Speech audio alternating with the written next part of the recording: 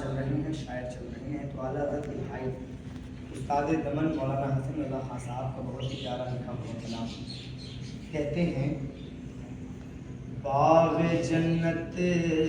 کے ہیں بہرے مدح خانے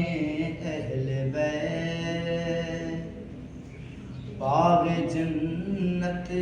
کے ہیں بہرے مدح خانے اہل بیت، باغ جنت کے ہیں بہرے مدح خانے اہل بیت، تم کو مژدہ نار کا اے دشمنان اہل بیت، تم کو مژدہ نار کا اے دشمنان اہل بیت، ان کی پاکی کا خدائے پاک کرتا ہے بیان، ان کی پاکی کا خدائے پاک کرتا ہے بیان، آیے تطہیر سے ظاہر ہے شان اہل بیت، بے شک سبحان اللہ سبحان اللہ، تطہیر سے ظاہر ہے شان اہل بیت، انما یرید اللہ لیذہب عنکم الرجس اہل البیت ویطہرکم تطہیرا۔ قرآن شریف کی آیت مبارکہ ہے، اس آیت کو آیت تطہیر کہا جاتا ہے۔ اللہ تعالیٰ فرما رہا ہے کہ اے نبی کے گھر والوں، اللہ یہ چاہتا ہے کہ تم سے ہر ناپاکی کو دور کر دیا جائے، تمہیں بالکل پاک و صاف کر دیا جائے۔ تو جس گھرانے کی پاکی کو خدائے پاک بیان کرے، اس کی پاکی کا حال کیا ہوگا؟ کہتے ہیں جس کی پاکی کا خدائے پاک کرتا ہے بیان، آیے تطہیر سے ظاہر ہے شان اہل بیت، آیے تطہیر سے ظاہر ہے شان اہل بیت، گھر لٹانا جان دینا کوئی تجھ سے سیکھ لے، گھر لٹانا جان دینا کوئی تجھ سے سیکھ لے، جان عالم ہو فدا اے خاندان اہل بیت، جان عالم ہو فدا اے خاندان اہل بیت، جان عالم ہو فدا اے خاندان اہل بیت، اہل بیت پاک سے گستاخیاں بے باکیاں، اہل بیت پاک سے گستاخیاں بے باکیاں، لعنت اللہ علیکم دشمنان اہل بیت، لعنت اللہ علیکم، اس کا معنی ہے تم پر اللہ کی لعنت ہو، یعنی دشمنان اہل بیت پر اللہ کی لعنت ہے۔ کہتے ہیں لعنت اللہ علیکم دشمنان اہل بیت، باغ جنت کے ہیں بہرے مدح خانے اہل بیت، اور ایسا شعر کہہ دیا کہ اس پر دنیا کی تمام باتیں ختم ہو جاتی ہیں۔ کہتے ہیں ان کے گھر میں بے اجازت جبرائیل آتے نہیں، ارے ان کے گھر میں بے اجازت جبرائیل آتے نہیں، کیونکہ قدر والے جانتے ہیں قدر و شان اہل بیت، قدر والے جانتے ہیں قدر و شان اہل بیت، جس کی خود عزت ہو نا وہی دوسرے کو عزت دے سکتا ہے، جس کی زمانے میں عزت نہ ہو وہ کیا عزت دے گا؟ جس کی زمانے میں شہرت نہ ہو وہ کیا شہرت دے گا؟ تو جو خود قدر والا ہوتا ہے وہ قدر کرنا جانتا ہے۔ جناب جبریل امین کی قدر کا حال یہ ہے کہ طائر سدرہ ہیں، سید الملائکہ ہیں، فرشتوں کے سردار ہیں، اللہ کے مقرب فرشتے ہیں، مگر حال یہ ہے کہ اگر حضور کے حجرے کے باہر کھڑے ہیں تو ہاتھ باندھے کھڑے ہیں کہ ابھی اجازت نہیں ملی اندر آنے کی، جب اجازت ملے گی تب اندر جائیں گے۔ تو اسی لیے شاعر کہتے ہیں کہ ان کے گھر میں بے اجازت جبرائیل آتے نہیں، قدر والے جانتے ہیں قدر و شان اہل بیت، قدر والے جانتے ہیں قدر و شان اہل بیت، قدر والے جانتے ہیں قدر و شان اہل بیت۔ عید کا دن ہے عرسان شہادت کا سنگھار، عید کا دن ہے عرسان شہادت کا سنگھار، خوبرو دولہا بنا ہے ہر جوان اہل بیت، خوبرو دولہا بنا ہے ہر جوان اہل بیت، خوبرو دولہا بنا ہے ہر جوان اہل بیت۔ کس شقی کی ہے حکومت ہائے کیا اندھیر ہے، کس شقی کی ہے حکومت ہائے کیا اندھیر ہے، دن دہاڑے لٹ رہا ہے کاروان اہل بیت، دن دہاڑے لٹ رہا ہے کاروان اہل بیت۔ کس شقی کی ہے حکومت ہائے کیا اندھیر ہے، کس شقی کی ہے حکومت ہائے کیا اندھیر ہے، دن دہاڑے لٹ رہا ہے کاروان اہل بیت، دن دہاڑے لٹ رہا ہے کاروان اہل بیت۔ بے ادب گستاخ فرقے کو سنا دے اے حسن، بے ادب گستاخ فرقے کو سنا دے اے حسن، یوں کہا کرتے ہیں سنی داستان اہل بیت، یوں کہا کرتے ہیں سنی داستان اہل بیت، باغ جنت کے ہیں بہرے مدح خانے اہل بیت، تم کو مژدہ نار کا اے دشمنان اہل بیت۔ اسلام کا وقار بڑھایا حسین نے، اسلام کا وقار بڑھایا حسین نے، اسلام کا وقار بڑھایا حسین نے، اسلام کا وقار بڑھایا حسین نے، اسلام کا وقار بڑھایا حسین نے، اسلام کا وقار بڑھایا حسین نے، اسلام کا وقار بڑھایا حسین نے، کربلا میں سر کو کٹایا حسین نے، کربلا میں سر کو کٹایا حسین نے، کربلا بلا میں سر کو کٹایا حسین نے، کربو بلا میں سر کو کٹایا حسین نے، اسلام کا وقار بڑھایا حسین نے، اسلام کا وقار بڑھایا حسین نے، کربو بلا میں سر کو کٹایا حسین نے، کربو بلا میں سر کو کٹایا حسین نے۔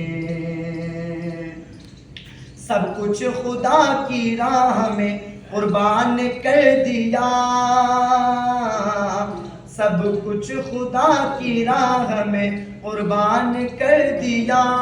سب کچھ خدا کی راہ میں قربان کر دیا، سب کچھ خدا کی راہ میں قربان کر دیا،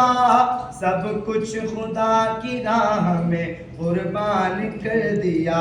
نانا کا ایسا وعدہ نبھایا حسین نے،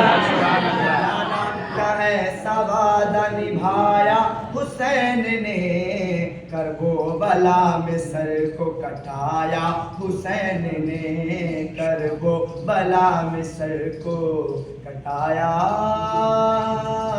حسین نے۔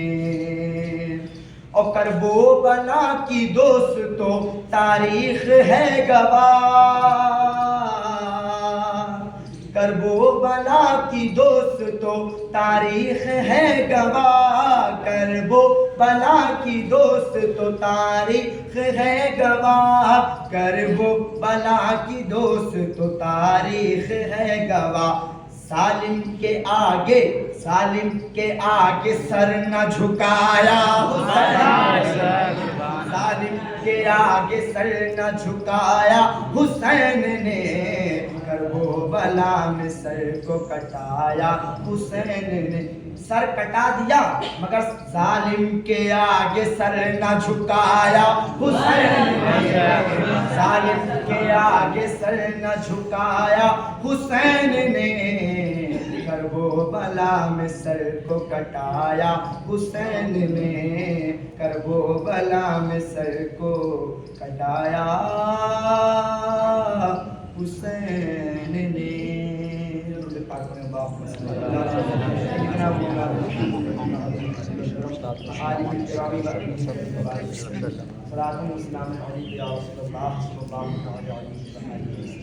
ایک براد روشی پڑھی، اللہم صلی علی سیدنا مولانا محمد بالقلوب ودوائها ونور الابصار وضیائها وعلى آلہ وصحبہ برحمتہ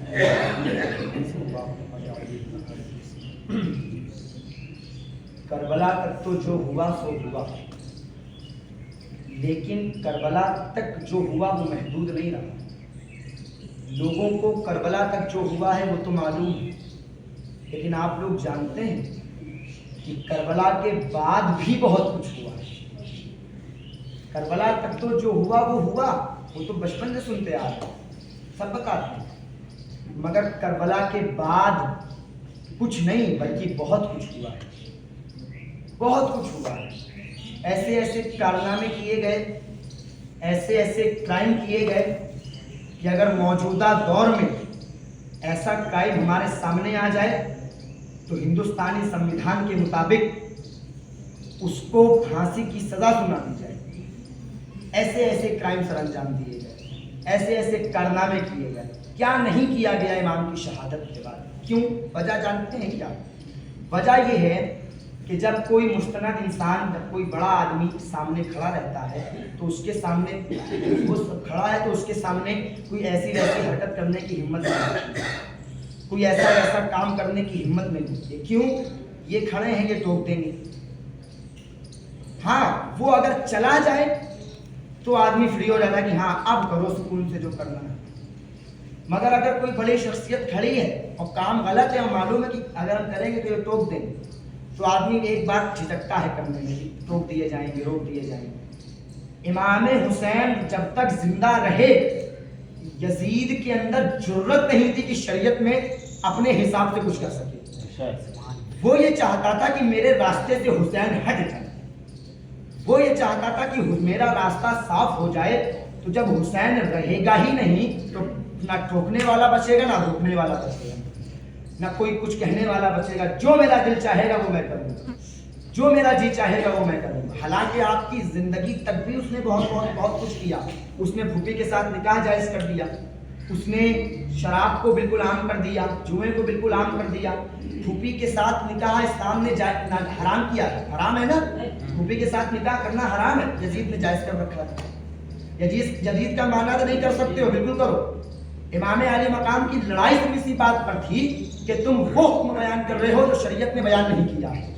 تم وہ بات بیان کر رہے ہو جو شریعت نے بیان نہیں کی ہے. تم اس لیے میں تمہارے ہاتھ میں بیعت نہیں کر رہا ہوں کیونکہ تم شریعت سے ہٹ کر بات کر رہے ہو.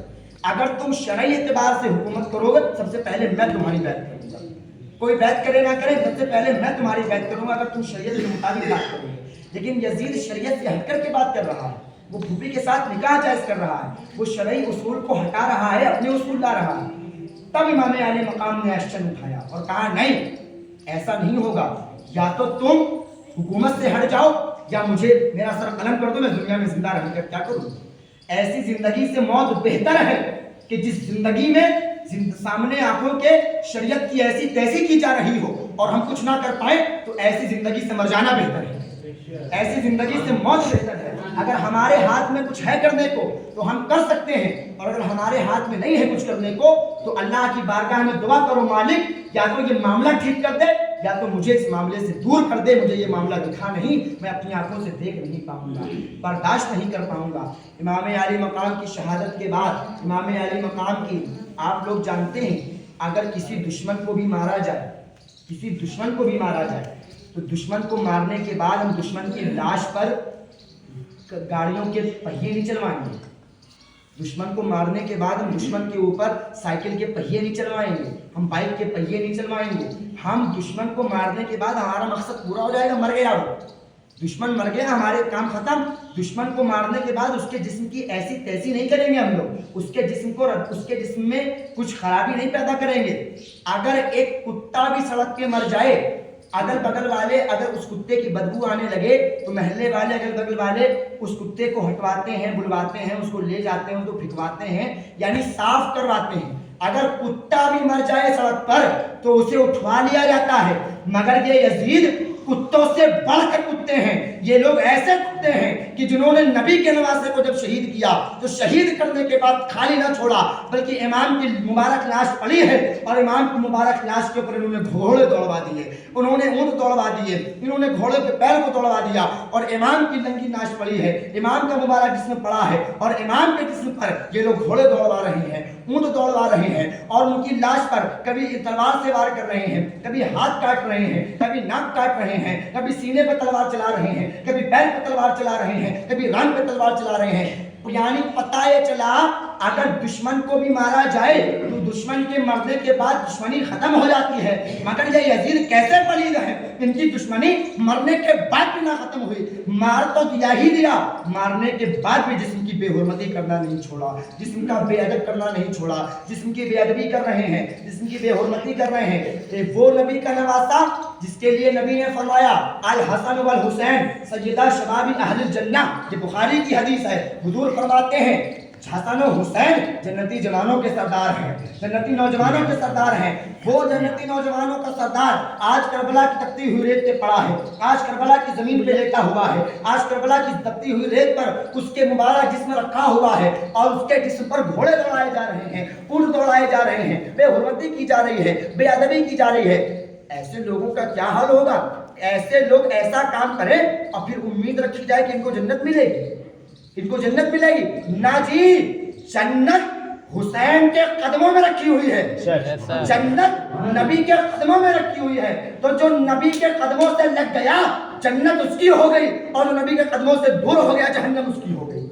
جو نبی کے قدموں سے دور ہو گیا جہنم اس کی ہو گئی، اور جو نبی کے قدموں سے لگ گیا، جو نبی کی آل کے قدموں سے لگ گیا، جو نبی کی اولاد کے قدموں سے لگ گیا، اصل میں جنت اس کی ہو گئی، جنت کا مالک وہ ہو گیا. کیونکہ جنت ہے کیا؟ جنت مومنوں کے اعمال کا بدلہ ہے. دنیا میں جو اعمال اچھے کیے ہیں اس کا بدلہ جنت. اللہ کا کرم ہے جنت،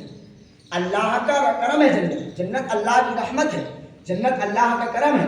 जन्नत अल्लाह की तरफ से हमारे लिए दिया हुआ तोहफा है कि तुम ईमान वाले हो तो ईमान वालों के लिए अल्लाह ने गिफ्ट तैयार कर रखा है जन्नत का। जन्नत के मालिक तो ये बैठे हैं, इनसे गद्दारी करोगे तो भला जन्नत में कैसे जा पाओगे? अगर जन्नत में जाना है तो इनका गुलाम बन करके रहो। अगर इनके गुलाम बन गए अल्लाह यहाँ भी जन्नत बना देगा, वहाँ भी जन्नत अता फरमाएगा। तुम्हारे लिए तुम्हारी दुनिया भी जन्नत कर देगा और तुम्हारे लिए तुम्हारी आखिरत को भी जन्नत बना देगा। इमाम आली मकाम की मुबारक जिस्म पर लाशें दौड़ाई जा रही हैं। इमाम आली मकाम की मुबारक कनीज़ें, आपके घरवाले, आपकी बीवी, आपकी बहन, आपकी भतीजी, आपकी बेटी, सब लोग ज़ारो कतार रो रहे हैं, ज़ारो कतार आंसू बह रहे हैं। किसी का दुपट्टा छीन लिया गया, किसी की चादर छीन ली गई, लेकिन याद रखो ये नबी का घराना है, ये ऐसा वैसा घराना नहीं है। इनकी पर्दादारी को सलाम किया गया है। दुपट्टे छीनने के बावजूद भी, चादरें छीनने के बावजूद भी मेरे हुसैन के घर की औरतों का पर्दा नहीं छूट रहा है, मेरे हुसैन के घर की औरतों का दुपट्टा नहीं गिर रहा है, मेरे हुसैन के घर की औरतों का बाल कोई नहीं देख पा रहा है। तुम लाख दुपट्टे छीन लो, तुम लाख चादरें छीन लो, जिनको अल्लाह ने पाक को साफ कर रखा है उसे तुम नापाक कैसे कर सकते हो? उसे तुम नापाक कैसे कर पाओगे? इसे मेरे खुदा ने पाक कर दिया है, इसे मेरे खुदा ने साफ कर दिया है, तुम उसे नापाक करने की जरूरत कहाँ रखते हो? इतनी ताकत तुम्हारे अंदर कहाँ है? इमाम आली मकाम की मुबारक, आपका मुबारक चेहरा, आपका जो सर मुबारक है तन से जुदा कर दिया गया, तन अलग है सर अलग है। आपका मुबारक सर खुली बिन यजीद अपने इब्ने ज़ियाद के घर ले जाने के लिए गया तो देखता क्या है कि इब्ने ज़ियाद का दरवाजा बंद है, तो वहां से वापस हो लेता है, अपने घर ले जाता है। अपने घर ले जाने के बाद खुली की बीवी कहती है कि खुली तुम इतने दिन से कहाँ थे? कहने लगा मैं तुम्हारे लिए एक तोहफा लाया हूँ, तुम्हारे लिए एक तोहफा लाया हूँ। कहने लगी क्या लाए हो? उसने झोले से निकाला इमाम का सर और कहा ये देखो हुसैन इब्ने अली का सर लेकर के आया, हुसैन इब्ने अली का सर लेकर के आया हूँ। उसकी बीवी गिर गई और गिरने के बाद आंखों से आंसू जारी हो गए और अपने शौहर से कहने लगी खुली तू बर्बाद हो गया, तू तबाह हो गया, तूने अपने पैर पे कुल्हाड़ी मार ली। अरे तुमने उसका सर कलम किया है जिसके सर को मेरे नबी ने चूमा था, जिसके लबों को मेरे नबी ने चूमा था, जिसके होठों को मेरे नबी ने चूमा था, इसकी जबान को मेरे नबी ने चूसा था, तूने उसके सर को कलम कर दिया। कहने लगा चुप रहो, ये मेरा काम है, मेरा मैटर है। कहने लगी मैं आज के बाद तेरे साथ नहीं रहूंगी, तू मुझे तलाक दे या ना दे, मैं आज से ये ऐलान करती हूँ कि ना तू मेरा शौहर है ना मैं तेरी बीवी हूँ। आज से तेरा मेरा रिश्ता खत्म हो चुका है, ना तू मेरा शौहर है ना मैं तेरी बीवी हूँ। आज से तू अपने रास्ते हो गया, मैं अपने रास्ते हो गई, इसलिए कि अगर तेरा मेरा निकाह बाकी रहेगा, तू मेरा शौहर रहेगा, मैं तेरी बीवी रहूंगी, तो तू तो नबी के गद्दारों में शामिल है, मैं नबी के वफादारों में शामिल हूँ, मैं नबी के वफादारों में शामिल हूँ और मैं तुझसे निकाह करके तेरे साथ में रहकर नबी के गद्दारों में शामिल नहीं हो सकती हूँ। मैं नबी की वफादार कल भी थी, आज भी हूँ और क़यामत तक मैं नबी की आल की वफादार रहूंगी, मैं नबी के औलादों की वफादार रहूंगी। खुली बिन यजीद की अहलिया ने इमाम के सर को लिया और लेने के बाद इमाम के सर के ऊपर जो गर्दा जमी हुई थी, जो मिट्टी लगी हुई थी, उस मिट्टी को झाड़ा, उस गर्दा को झाड़ा, गुस्ल दिया, अच्छे से पानी से उस मुबारक चेहरे को धुलाया और धुलाने के बाद, साफ करने के बाद इमाम के सर मुबारक को उसकी बीवी ने एक ऊंची जगह पे रख दिया, एक ऊंची जगह पे रख दिया और उसका ये मानना था ये अहले गैरे का सर नहीं है, ये मेरे हुसैन का सर है,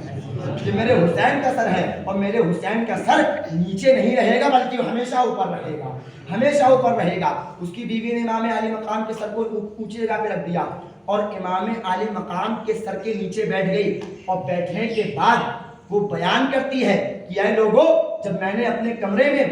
हुसैन इब्ने अली के सर मुबारक को रखा तो इमाम के चेहरे से इतनी रोशनी निकल रही थी, इतनी रोशनी निकल रही थी, इतनी रोशनी निकल रही थी कि उस रोशनी ने मेरे पूरे कमरे को जगमग जगमग कर रखा था, मेरे पूरे कमरे को रोशन रोशन कर रखा था, मेरे पूरे कमरे को रोशन रोशन कर रखा था, मेरे पूरे कमरे को जगमग जगमग कर रखा था। इमाम के चेहरे से वो रोशनी निकल रही थी, इमाम के चेहरे से वो नूर निकल रहा था, इमाम के चेहरे से वो लाइट निकल रही थी कि उस लाइट ने पूरे कमरे को रोशन रोशन कर रखा था, पूरे कमरे को रोशनी वाला कर रखा था, पूरे कमरे को जगमग जगमग कर रखा था। इमाम आली मकाम की सर मुबारक को अगले दिन खुली लेता है और लेने के बाद ابن زیاد کے دربار میں جاتا ہے، چونکہ ابن زیاد گورنر کوفہ ہے، وہ کوفہ کا گورنر ہے، تو اس نے یہ سوچا کہ کوفہ کے گورنر کو اگر ابن زیاد کو ہم نے یہ سر دیا تو وہ ہمیں انعامات دے گا، ہمیں سونا چاندی اور زیورات دے گا یا شفیاں دے گا کہ واہ تم حسین کا سر لے کر کے آئے ہو، انعام تو لے کے جاؤ۔ اس لالچ سے وہ امام کا سر لے کر کے گیا۔ اب دربار میں اس کے محل میں اس نے جنرل پرمیشن دے رکھی تھی کہ کوئی بھی اندر آ سکتا ہے، یعنی کوئی بھی انسان اندر آ سکتا ہے، کوئی روک ٹوک نہیں ہے۔ اور کیوں دے رکھی تھی؟ تاکہ لوگ آئیں اور حسین کے سر کو دیکھیں، اس لیے دے رکھی تھی۔ تمام کوفہ والے، پورا کوفہ جمع ہے حسین کے محل میں، پورا کوفہ جمع ہے ابن زیاد کے محل میں، اور امام علی مقام کا مبارک سر ابن زیاد اپنے تخت پر بیٹھا ہے، اور ایک ڈش میں، ایک تھالی میں امام حسین کے سر کو پیش کیا گیا اور رکھا گیا۔ اور امام علی مقام کا جب سر مبارک ابن زیاد کے سامنے لایا گیا اور تشریف فرما ہوا، جلوہ گر ہوا، تو وہ بدبخت یزید پلید ابن زیاد، اس کے ہاتھ میں چھڑی ہے، اور وہ اس چھڑی سے امام کی لبوں پر مار رہا ہے، امام کے ہونٹوں پر مار رہا ہے، امام کے گال پر مار رہا ہے، امام کے ماتھے پر مار رہا ہے، امام کے سر پر مار رہا ہے۔ اس چھڑی سے وہ امام کے ہونٹوں پر مار رہا ہے، اور مار کر کے کہہ رہا ہے کہ واہ اللہ نے مجھے عزت دی، حسین کو ذلیل کر دیا، مجھے اللہ اکبر کبیرہ۔ اس کے دربار میں ایک بہت پرانے صحابی، بہت جلیل القدر صحابی بیٹھے ہوئے ہیں، جن کا نام ہے حضرت زید بن ارقم رضی اللہ عنہ۔ حضرت زید بن ارقم اٹھتے ہیں، اور اٹھنے کے بعد ابن زیاد کو جھڑکتے ہیں، کہتے ہیں ہٹو یہاں سے، کیا کر رہے ہو؟ یہ نبی کے نواسے کا سر ہے، یہ نبی کے بیٹے کا سر ہے، یہ نبی کی اولاد کا سر ہے، تم نبی کی اولاد کو مار رہا ہے، تجھے خدا کی مار پڑے گی، اور یاد رکھ خدا کی لاٹھی میں آواز نہیں ہے، خدا کی لاٹھی میں آواز نہیں ہے۔ ابن زیاد کو جب انہوں نے ڈانٹا، ابن زیاد شاکڈ ہو گیا، اور شاکڈ ہونے کے بعد امام کے سر کو آپ نے لیا اور جھاڑنا پوچھنا شروع کیا، آپ کو چومنا شروع کیا۔ ابن زیاد آتا ہے، اور آنے کے بعد حضرت زید بن ارقم سے بدتمیزی کرنے لگتا ہے، آپ سے بے ادبی کرنے لگتا ہے، آپ سے الٹے سیدھے جملے بولنے لگتا ہے، اور آپ کو جھڑکنے لگتا ہے، اور کہتا ہے بڈھے ہو گئے ہو، ہٹ جاؤ یہاں سے، تمہارا کوئی کام نہیں ہے۔ حضرت زید بن ارقم دیکھتے ہیں کہ یہاں میری کوئی نہیں چل رہی ہے، آپ اٹھ جاتے ہیں، اور اٹھنے کے بعد لوگوں سے کہتے ہیں لوگوں تم لوگ برباد ہو گئے ہو، تم لوگ تباہ ہو گئے ہو، تم نے ایسے آدمی کو حاکم بنایا ہے جو تمہارے نبی کی اولاد کو مار رہا ہے، جو تمہارے نبی کی آل کو مار رہا ہے، جو تمہارے نبی کے بچوں کو مار رہا ہے، اور ایسے انسان کو حاکم بنایا ہے جو تمہارے بڑوں کو، یعنی اپنے آپ کو کہا تمہارے بڑوں سے بدتمیزیاں کر رہا ہے، تمہارے بڑوں کو غلام بنا رہا ہے۔ یہ کہہ کر آپ باہر نکل گئے، اور باہر نکلنے کے بعد اپنے گھر پہنچے۔ اپنے گھر جیسے ہی پہنچتے ہیں، امام علی مقام کے سر کو نیزے پر کیا جاتا ہے، اور بلند کرنے کے بعد محل سے باہر نکلا جاتا ہے۔ اب چونکہ یزید کا محل ملک شام میں ہے، ابن زیاد بیٹھا ہے کوفہ میں، یزید ہے ملک شام میں۔ اب ابن زیاد نے یہ سوچا کہ یہ سر مبارک میں یزید کے ملک شام میں یزید کے پاس گھمائیں گے تو یزید ہمیں انعامات بھیجے گا، سونے چاندی زیورات دے گا کہ واہ واہ ابن زیاد تم نے تو حسین کے سر کو قلم کروا دیا۔ تو اس لیے ابن زیاد نے یہ سوچا کہ امام کے سر کو ملک شام روانہ کیا جائے۔ امام کے سر کو نیزے پہ بلند کیا گیا، بلند کرنے کے بعد ملک شام کی طرف روانہ کیا گیا، اور قافلہ روانہ ہے۔ حضرت زید بن ارقم رضی اللہ عنہ فرماتے ہیں کہ جب امام کا سر مبارک میرے گھر کے سامنے سے گزرا تو میں اپنے گھر میں بیٹھ کر قرآن شریف کی تلاوت کر رہا تھا، اور میں سورہ کہف پڑھ رہا تھا، اور سورہ کہف کی آیت مبارک آیت نمبر 9 پڑھ رہا تھا۔ اس میں فرمایا یہ گیا کہ اب پہاڑ کی کوہ والے اللہ کی عجیب نشانیاں ہیں۔ حضرت زید بن ارقم فرماتے ہیں کہ جب میں اس آیت پر پہنچا تو سر حسین سے ایک آواز آئی، سر حسین نے آواز لگائی، سر حسین بول پڑا، اور فرماتے ہیں کہ اے قرآن پڑھنے والے، سورہ کہف کا واقعہ میرے واقعے سے کم عجیب ہے، میرا واقعہ زیادہ عجیب ہے۔ سورہ کہف کا، اصحاب کہف کا واقعہ کم عجیب ہے، حسین کا قتل کر دینا زیادہ عجیب ہے، اور حسین کا قتل کر دینے کے بعد حسین کے سر کو نیزے پہ لیے پھرنا یہ زیادہ عجیب ہے۔ ملک شام لے جایا گیا، لے جانے کے بعد یزید کا دربار لگا ہے، یزید تخت پر بیٹھا ہے، اور جناب علی یزید کے سامنے امام کا سر پیش کیا گیا۔ امام علی مقام کا سر ایک ڈش میں، ایک تھالی میں جلوہ گر ہے، تشریف فرما ہے، اور مسند پر بیٹھا ہوا ہے، میرا امام اپنی مسند پر جلوہ گر ہے۔ یزید کے سامنے تشریف فرما کروایا گیا تو امام علی مقام کے سر مبارک یزید کے سامنے ہے۔ یزید نے چھڑی منگوائی، اور چھڑی منگوانے کے بعد کبھی یزید امام علی مقام کو اس چھڑی سے امام علی مقام کے گالوں کو چھوٹتا ہے، کبھی آپ کے ہونٹوں پہ چھڑی لگاتا ہے، کبھی آپ کے ماتھے پہ چھڑی لگاتا ہے، کبھی آپ کے بال پہ چھڑی لگاتا ہے، کبھی آپ کی ناک پہ چھڑی لگاتا ہے، کبھی آپ کے کان پہ چھڑی لگاتا ہے، اور معاذ اللہ مارنا شروع کرتا ہے، ہونٹوں پر مارنا شروع کرتا ہے، اور مارتے مارتے جناب زینب کبریٰ سے کہتا ہے، ان کی بہن سے کہتا ہے کہ زینب دیکھ تو صحیح، اللہ نے مجھے عزت دی، تیرے بھائی کو ذلیل کر دیا، اللہ نے مجھے عزت دی اور تیرے بھائی کو ذلیل کر دیا۔ حضرت زینب کبریٰ 3 دن کی بھوکی پیاسی ہیں، مگر حال دیکھو، لہجے میں وہی دم ہے، بات میں وہی دم ہے، بات میں وہی زور ہے، کھڑی ہوتی ہیں اور کھڑی ہونے کے بعد فرماتی ہیں، سن یہ بتا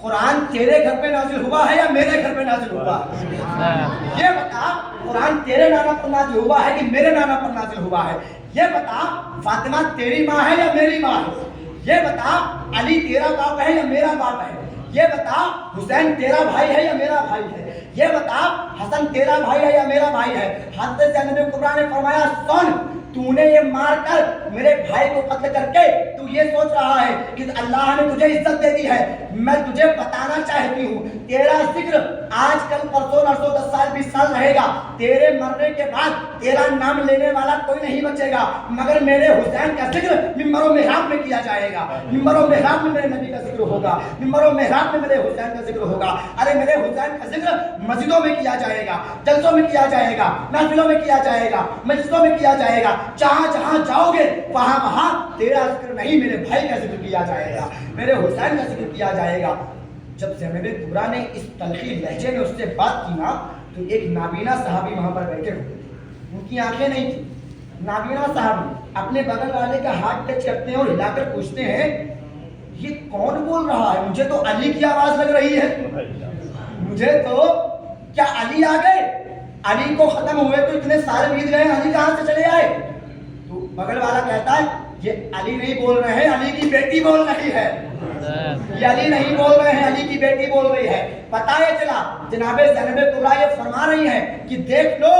ہم بھوکے پیاسے ضرور ہیں مگر ہماری رگوں میں مولا کائنات کا خون دوڑ رہا ہے، ہماری رگوں میں فاطمہ الزہرا کا دودھ دوڑ رہا ہے، ہم نے فاطمہ کا دودھ پیا ہے اور ہماری رگوں میں مولا کائنات کا خون دوڑ رہا ہے۔ تو جس کی رگوں میں یار علی کا خون دوڑے وہ نہ یزید سے ڈرتا ہے نہ پولیس سے ڈرتا ہے، وہ کسی سے نہیں ڈرتا ہے، کیونکہ وہ علی جو ایک ہاتھ سے خیبر کو اکھاڑ دے، اس کی بیٹی کا حال یہ ہوتا ہے کہ اس کی بیٹی بھرے دربار میں بنا کسی ڈر کے یزید کے سامنے کھڑی ہو کر بولتی ہے، یزید کے سامنے کھڑی ہو کر چلاتی ہے اور اس کو بتاتی ہے کہ تو دیکھ لے، تو ہمیں چاہے جتنا کمزور کر لے، ہم کمزور ہونے والے نہیں ہیں، اس لیے کہ ہمیں طاقت کسی ملا نے نہیں اللہ نے دی ہے، کسی اور نے نہیں دی ہے، اللہ نے دی ہے۔ تو میرے امام کے ذکر کو نہ یزید مٹا پایا، نہ پلید مٹا پایا، نہ بڑے سے بڑے لوگ آئے امام کے ذکر کو مٹانے کے لیے، مگر خدا کی قسم جب قرآن گواہ ہے وَرَفَعْنَا لَكَ ذِكْرَكَ، اے میرے نبی ہم نے آپ کے لیے آپ کے ذکر کو بلند کر دیا، تو جہاں جہاں میرے نبی کا ذکر کیا جائے گا وہاں وہاں میرے حسین کا ذکر کیا جائے گا، وہاں وہاں میرے حسن کا ذکر کیا جائے گا۔ تو نہ قرآن کے مطابق نہ ہی میرے نبی کا ذکر بند ہونے والا ہے، نہ ہی میرے حسین کا ذکر بند ہونے والا ہے، نہ ہی میرے نبی کی اولادوں کا ذکر بند ہونے والا ہے۔ تو بس اپنے ذہن میں یہ بات بالکل پیوست کر لو کہ امام علی مقام کے جیسا کائنات میں نہ کوئی آیا تھا، نہ آیا ہے، نہ قیامت تک آ سکے گا، کیونکہ امام بننے کے لیے بڑی محنت کرنی پڑتی ہے، امام بننے کے لیے بڑی مشقتیں کرنی پڑتی ہیں، امام بننے کے لیے بڑا پسینہ بہانا پڑتا ہے، امام بننے کے لیے جوان جوان بچوں کو مرتا ہوا دیکھنا پڑتا ہے، امام بننے کے لیے اپنے 22 سال کے لڑکے کو مرتا ہوا دیکھنا پڑتا ہے، امام بننے کے لیے اپنے 6 مہینے کے بچے کو مرتا ہوا دیکھنا پڑتا ہے، امام بننے کے لیے اپنی آنکھوں کے سامنے اپنی ماں بہن بیٹیوں کی چادر چھینتے ہوئے دیکھنا پڑتا ہے، امام بننے کے لیے اپنی جان بھی قربان کرنی پڑتی ہے، اپنا مال بھی قربان کرنا پڑتا ہے، اپنے آپ کو بھی قربان کرنا پڑتا ہے۔ اور سب سے بڑی بات تو یہ ہے کہ امام بننے کے لیے یہ سارے کام تو کرنے ہی پڑتے ہیں، ان سب سے بڑا کام یہ ہے کہ امام بننے کے لیے سب سے پہلے نبی کا نواسہ بننا پڑتا ہے، سب سے پہلے نبی کا نواسہ بننا پڑتا ہے۔ تو جو نبی کا نواسہ ہوگا وہی تو میرا امام بن سکتا ہے نا، وہی تو حسین بن سکتا ہے نا۔ اس لیے ابھی شاعر کہتے ہیں قتل حسین اصل میں مرگ یزید ہے، اسلام زندہ ہوتا ہے ہر کربلا کے بعد، اسلام زندہ ہوتا ہے ہر کربلا کے بعد۔ مولا پاک کی بارگاہ میں دعا ہے اللہ تعالی ہم سب کو امام علی مقام سے سچی اور پکی محبت کرنے کی توفیق عطا فرمائے، اور ہم سب کو امام علی مقام کا سچا اور پکا غلام بنائے، آمین۔ وآخر دعوانا الحمدللہ رب العالمین وما علینا الا البلاغ۔ السلام علیکم، سنت بات کریے۔